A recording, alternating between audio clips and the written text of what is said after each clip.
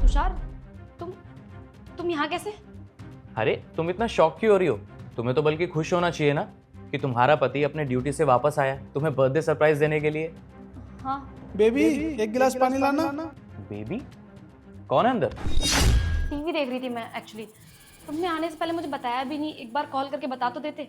अरे मेरी वाइफ का बर्थडे है, अब उसे सरप्राइज देने के लिए उसके बर्थडे पे मैं घर पे आया हूँ और उसके लिए स्पेशली मैंने अपनी ड्यूटी से भी ऑफ लिया है और तुम हो कि शॉक हो रही हो।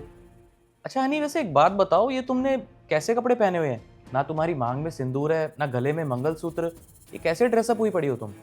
वो तुषार, आजकल ना ट्रेंड है इन सब चीज़ों का, ऐसे कपड़े पहनने का और ऐसे रहने का, तो मैंने सोचा क्यों ना मैं भी ट्राई कर लूँ। अरे हनी कहाँ रह गई तुम? और ये फौजी भाई कौन है? ये लड़का कौन है? तुमने तो बोला था कि तुम घर पे अकेली हो और अंदर टीवी चल रहा है, और ये तुम्हें बेबी क्यों बोल रहा है? अरे बोलो ना, चुप क्यों खड़ी हो? और ये सब पूछने वाला ये कौन होता है? बोलो इसे, बॉयफ्रेंड हूँ तुम्हारा। बॉयफ्रेंड? तुमने मेरे पीछे से बॉयफ्रेंड बना लिया हनी? तुषार, मेरी बात सुनो। अरे ओ भाई, क्या है ये सब? और हमारे घर में आके कर क्या रहा है तू ये? तुम्हारा घर? अरे ये मेरा घर है और पति हूं मैं इस लड़की का। पति? हनी ये क्या बोल रहा है? ये पति है तुम्हारा? अब समझ आया कि मेरे साथ साथ ये तुझे भी धोखा दे रही है। अरे ये शादीशुदा है, मैं पति हूं इसका, और इसने मेरे साथ साथ तुझे भी नहीं बताया, तुझे भी धोखे में रखा है। और अच्छा, अब पता चला कि तुमने ये ड्रेस क्यों पहनी हुई है। मतलब तुम मेरे पीठ पीछे किसी गैर मर्द को बुलाकर ये सब। हनी ये क्या बोल रहा है? ये जो बोल रहा है वो सच है? अरे बोलो ना, बुत बन के क्यों खड़ी हो तुम? अरे प्यार करने लगा था तुमसे, शादी करना चाहता था तुमसे, लेकिन तुम ये सब कर रही हो? मुझे तो यकीन ही नहीं हो रहा। भाई मुझे नहीं पता था ये सब। हो सके तो प्लीज मुझे माफ कर दो। अरे बस करो तुम दोनों, बहुत हो गया। मैं मानती हूँ तुषार की मेरी गलती है, लेकिन मेरी भी क्या गलती इसमें? मैं क्या करती? तुम हमेशा अपने देश के लिए सरहद पे ही रहते थे। शादी होने के बाद मैं दिन रात बस इसी घर में पड़ी रहती थी, कोई पूछने वाला भी नहीं है मुझसे कि मैं कैसी हूँ कैसी नहीं। तुमसे बात करने का सोचती थी तो हमारी बात नहीं हो पाती थी, और कभी तुम्हारी तरफ से कॉल आता था तो बस यही डर लगा रहता था कि कोई बुरी खबर ना हो। तो मुझे भी तो कोई यहाँ चाहिए था जो मेरे साथ रहे, मेरा ध्यान रखे। तो धोखा देना इसका सोल्यूशन था?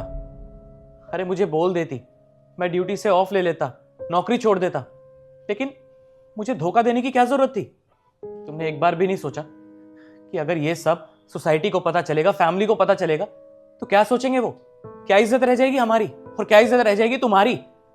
और तुमने ये भी नहीं सोचा कि अगर मैं तुम्हें इस लड़के के साथ ऐसे इस हालत में देखूंगा तो क्या बीतेगी मुझ पर, और क्या सोचूंगा मैं कि ऐसी लड़की से शादी की है मैंने। मैं मानती हूँ तुषार की मेरी गलती है, मुझे प्लीज माफ कर दो, आइंदा से नहीं होगा।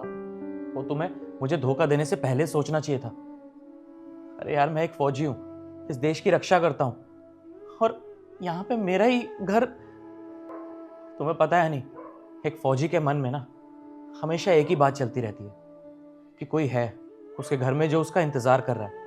लेकिन मुझे नहीं पता था कि मेरे घर में मेरा कोई अपना ही नहीं है, कोई इंतजार ही नहीं कर रहा था मेरा। अरे ये सब देखने से तो अच्छा होता कि मैं अपने देश के लिए शहीद हो जाता। अब हनी, ये सब देखने के बाद मैं तुम्हारे साथ नहीं रह सकता।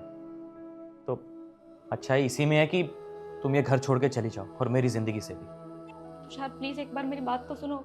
तुम्हें अभी भी ये लगता है ये सब देखने के बावजूद मैं तुम्हें मौका दूंगा हनी? अरे मुझे तो लगता था कि जंग सिर्फ बॉर्डर पे होती है। मुझे क्या पता था कि असली जंग तो रिश्तों के बीच में होती है। अब कहने सुनने को कुछ नहीं बचा हनी। मैं तो तुम्हें सरप्राइज देने आया था, और देखो ना, यहाँ मैं खुद सरप्राइज हो गया। अब यही अच्छा होगा कि तुम चली जाओ यहाँ से।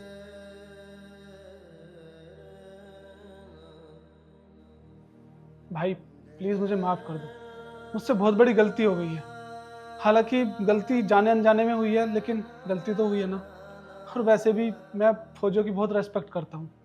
अब जो हो गया उसको मैं बदल तो नहीं सकता, बस माफ़ी मांग सकता हूँ। हो सके तो प्लीज़ मुझे माफ़ कर दो। कोई बात नहीं भाई, लेकिन आगे से ध्यान रखना कि किसी का घर बर्बाद ना हो।